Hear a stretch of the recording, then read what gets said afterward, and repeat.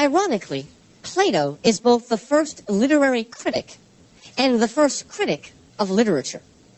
Though himself a great literary talent, Plato, when fashioning his ideal state in the Republic, decided it would be best if the poets not be allowed to remain. In this lecture, we shall consider first why Plato kicked out the poets, then why he should not have kicked them out, and finally, what his enduring legacy has been to all those theorists who had followed him. Now, first of all, most of you are probably familiar with the Republic. It's one of Plato's longest dialogues, and in this, they're discussing what justice is. What is justice? They're trying to define it. And what Socrates, he's the speaker always, Socrates/Plato, what Socrates decides is the best way to figure out what justice is to blow it up onto a big scale. In other words, let's construct a perfectly just society or state or republic. Then once we've figured out a just republic, we can work our way backward to a definition, a sort of abstract definition of justice. Now, once he starts to develop his republic, I guess he gets carried away. And he doesn't just describe the republic, he describes every detail of it. And of course, an ideal republic has to have ideal leaders. And so he spends most of his time discussing the education of the leaders of that society, what he calls the guardians. How will they be taught? And by the way, any of you interested in education, you have to read Plato's Republic, because it is the origin of education studies as well. Now, after describing in detail what the guardians should and should not read, in Book 10, he decides that for the good of all, that the guardians should not read poetry, and that in fact, the poets should be kicked out of the Republic.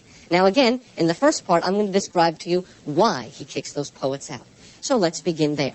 First of all, why Plato kicked out the poets? Behind his reason is a deeper metaphysical, philosophical reason that has to do with Plato's concept of mimesis. You'll remember from Lecture 1, mimesis is the Greek word for imitation. Now, Plato's concept of mimesis branded poetry as an unreliable source of truth. And his Republic is all about truth and justice and perfection. Now, how does this work? For Plato, our physical world of becoming is but a shadowy reflection, or imitation, mimesis, of the unseen world of being. Many of you are familiar. Let's go over this quickly. For Plato, he turns everything on its head. For most people today, even religious people, this world is the real world.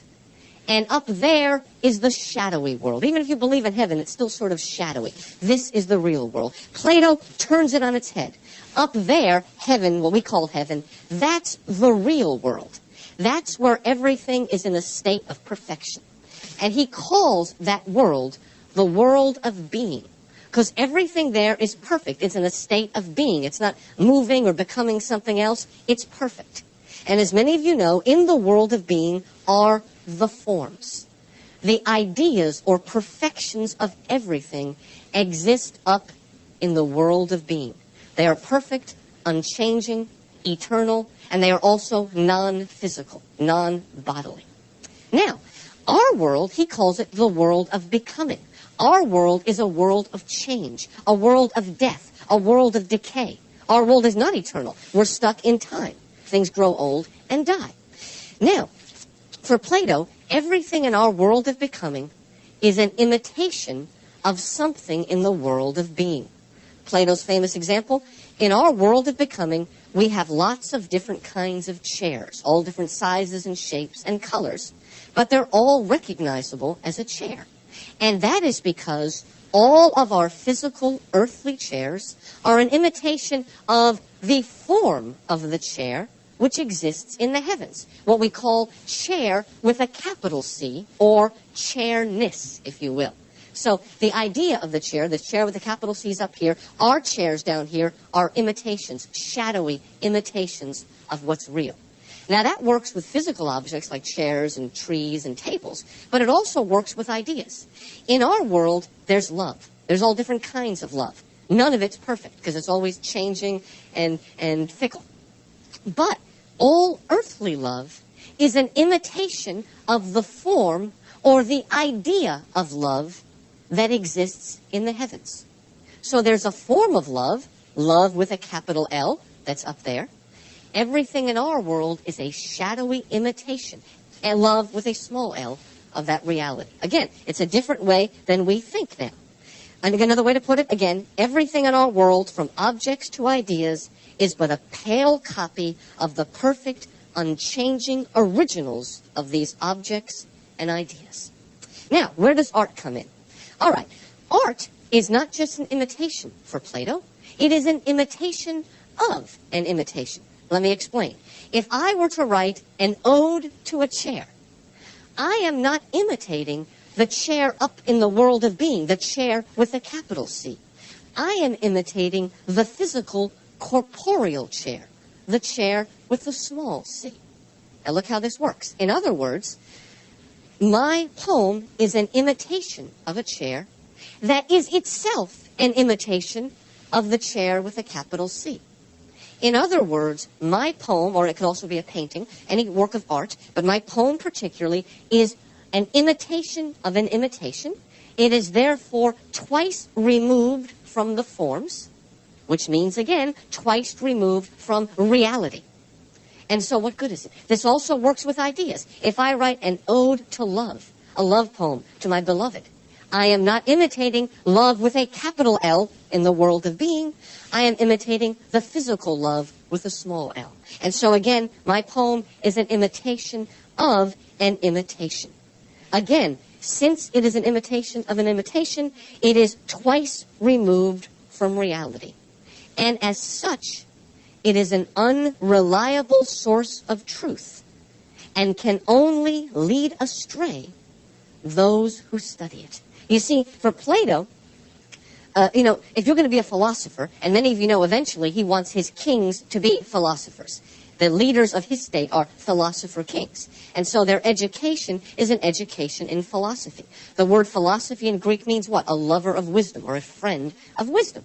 And so he wants his leaders, his guardians, to know truth, the real essence of truth. If they spend their time studying poetry, again, they're studying something that is twice removed from truth, twice removed from reality.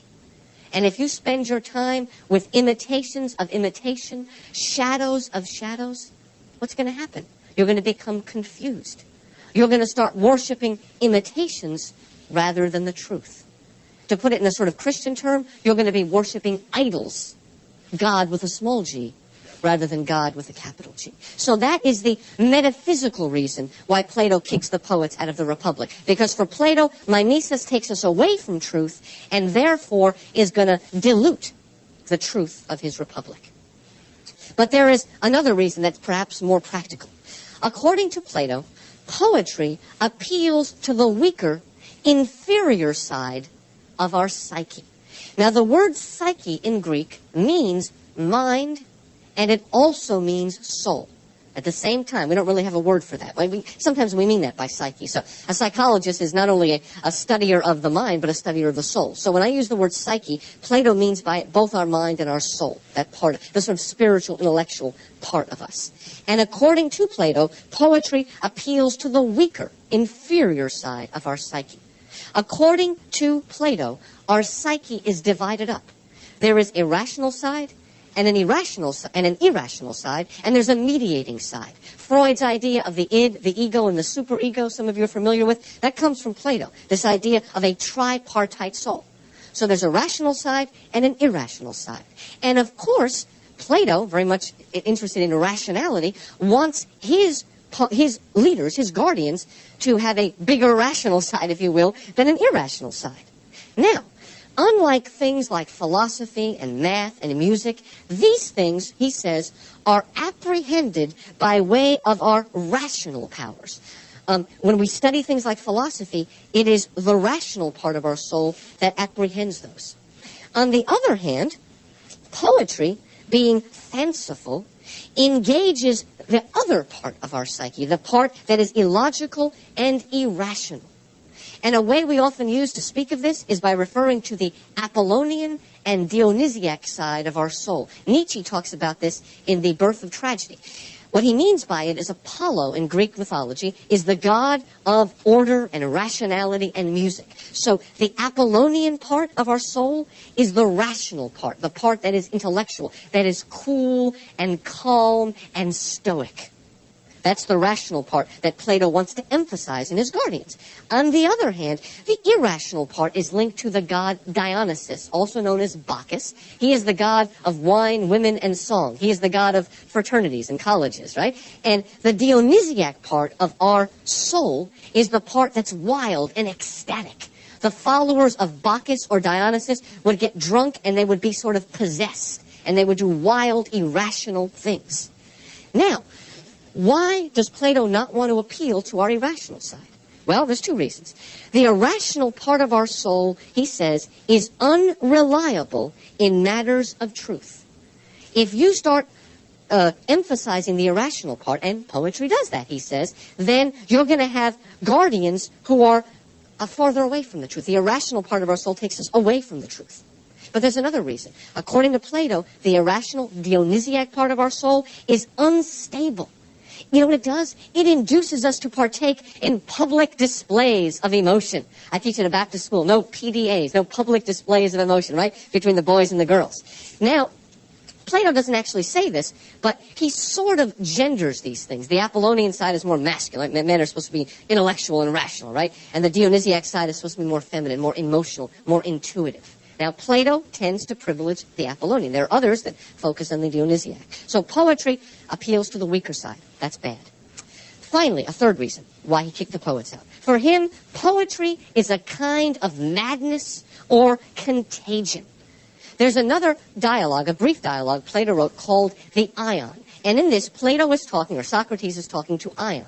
Ion is a rhapsode. A rhapsode is a public reciter of poetry. He would take Homer and he would recite it publicly to an audience. He was called a rhapsode. And they discuss, okay, Ion is excellent at Homer. He can read Homer and understand Homer and make Homer come alive. But he can't do that with any other poet. They're trying to figure out why. In the Ion, they're trying to figure out what is the source of Ion's rhapsody, and behind that, what is the source of Homer's poetry. Well, the upshot of the Ion is that Plato asserts that poets do not write, nor rhapsodes speak, by art or skill, but by possession. He believed that poetry is a form of possession or contagion. Homer is possessed by the gods or whatever, and Ion is possessed by Homer. Now, according to Plato, neither the poet nor the rhapsode understands rationally what he creates.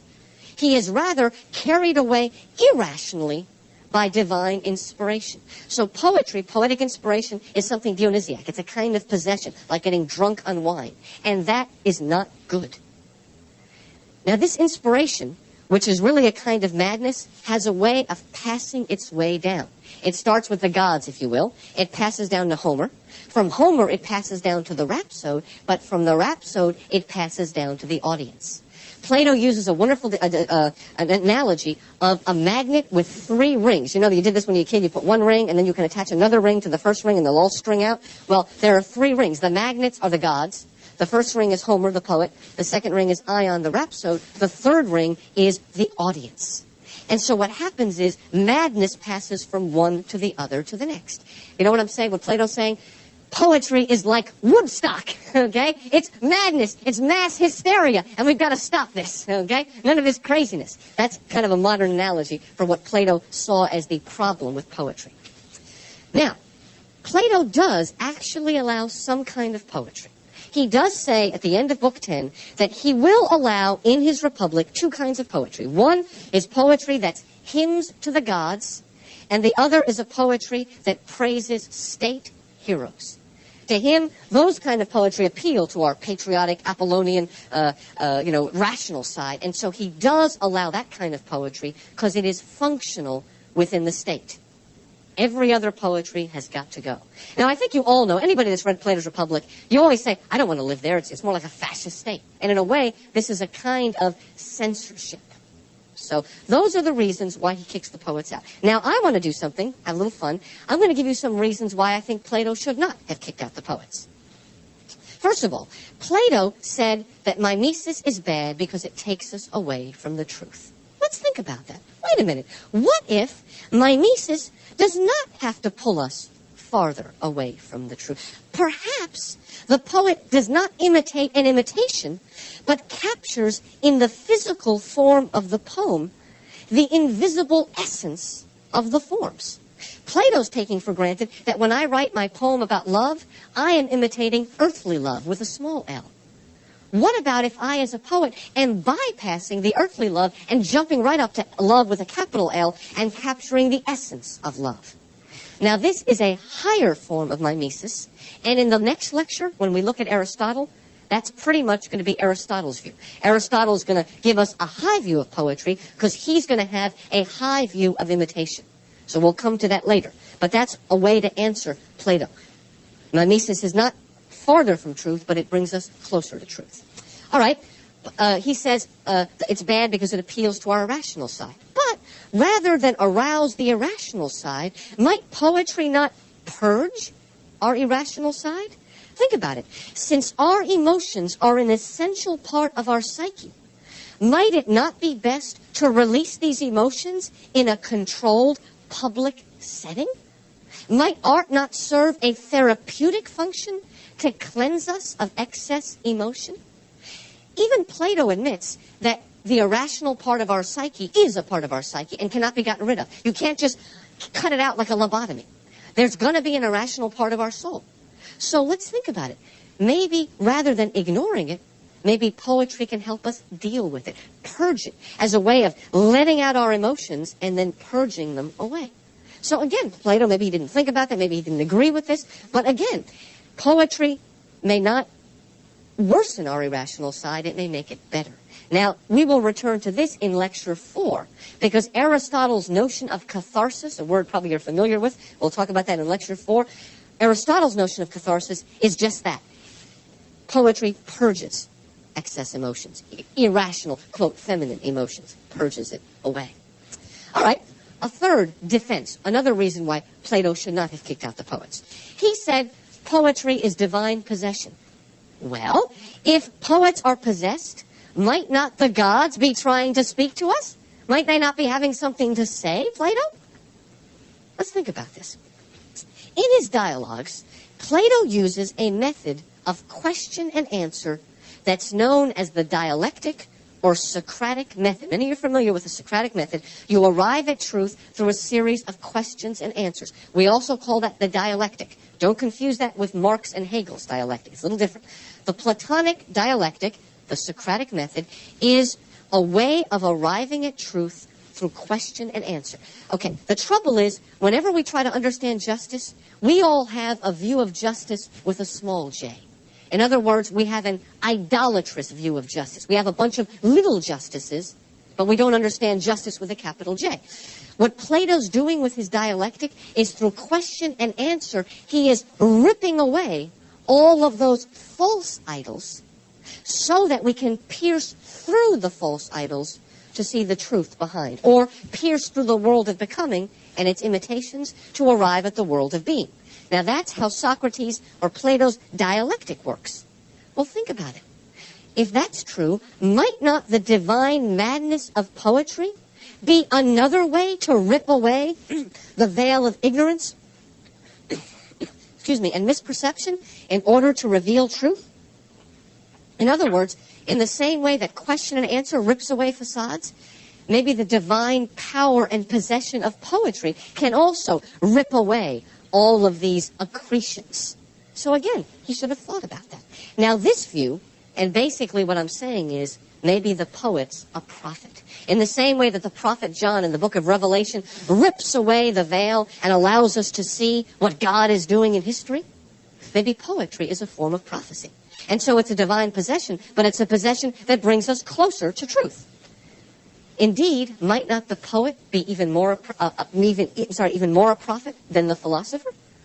This idea will be picked up in the Romantic poets that we'll look at in Unit 4, the concept of poet as prophet.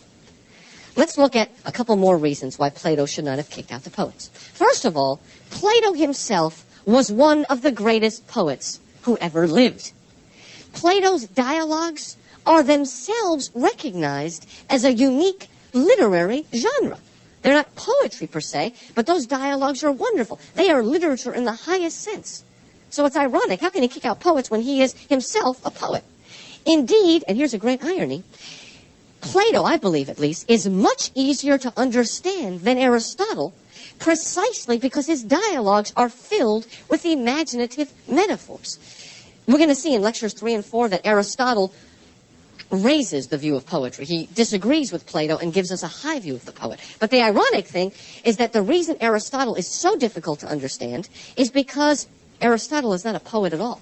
Aristotle is a very systematic, logical, positivistic thinker, and it's like reading an outline.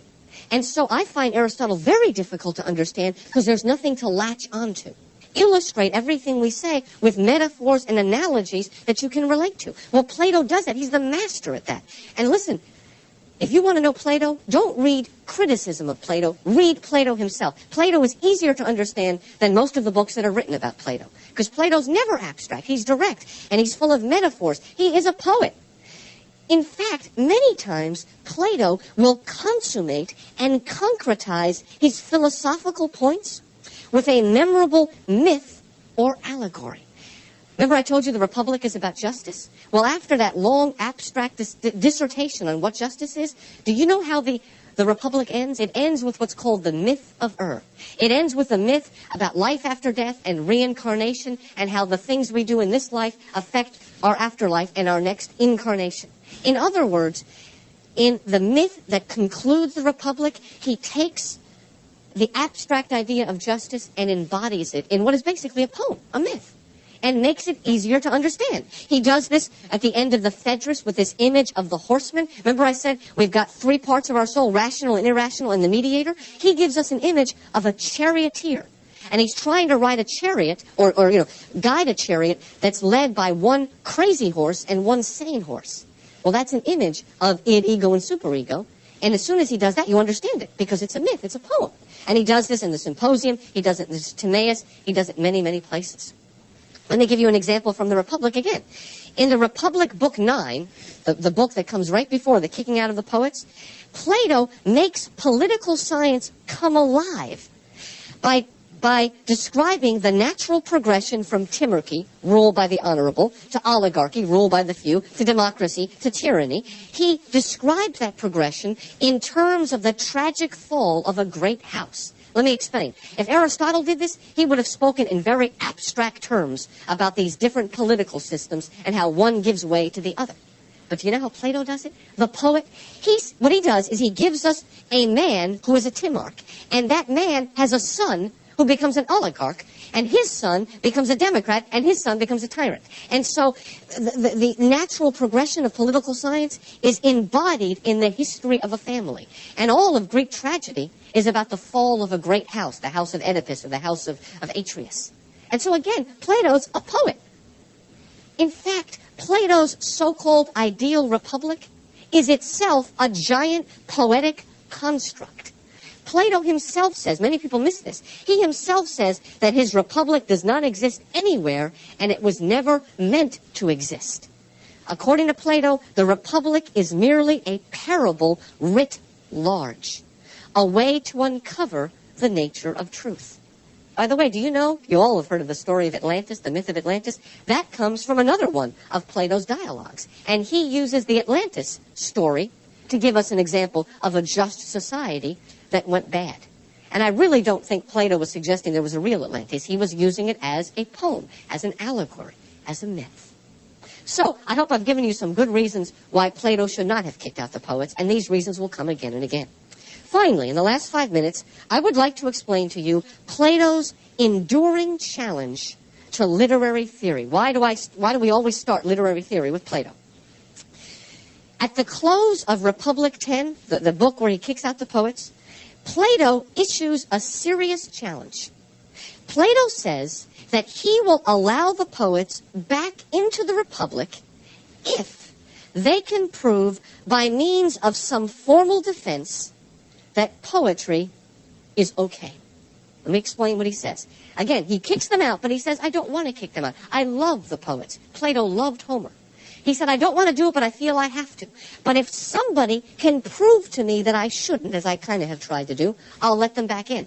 Interestingly, he says that this defense can actually be written either in prose or in verse. Isn't that funny? He said the defense can be written in poetry.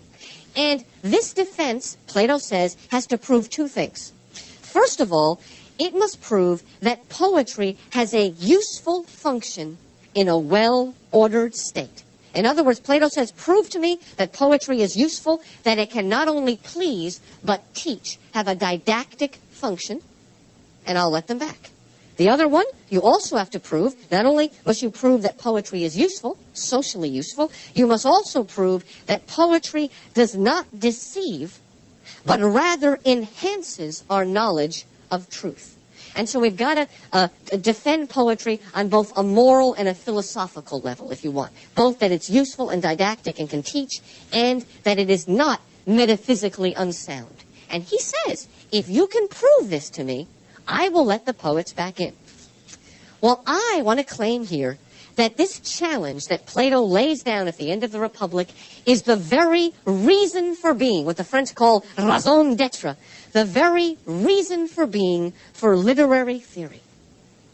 Nearly all critical theory mounts a defense in one way or another of the philosophical or moral status of poetry. In other words, almost every essay that we're going to look at in this course until the very modern stuff is going to be an answer to Plato in one way or another, proving the moral usefulness of poetry or the philosophical truth of poetry. That, in a way, you can almost argue that's what literary theory is. That's why it starts. It starts as a way to defend poetry.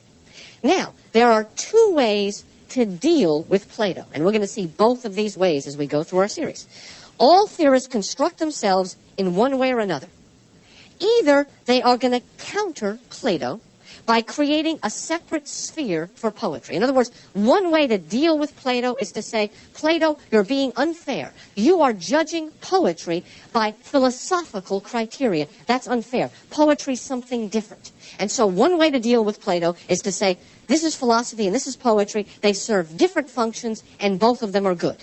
That's one way to deal with Plato. The other way, and I think this is more fun, the other way is to actually co-opt Plato.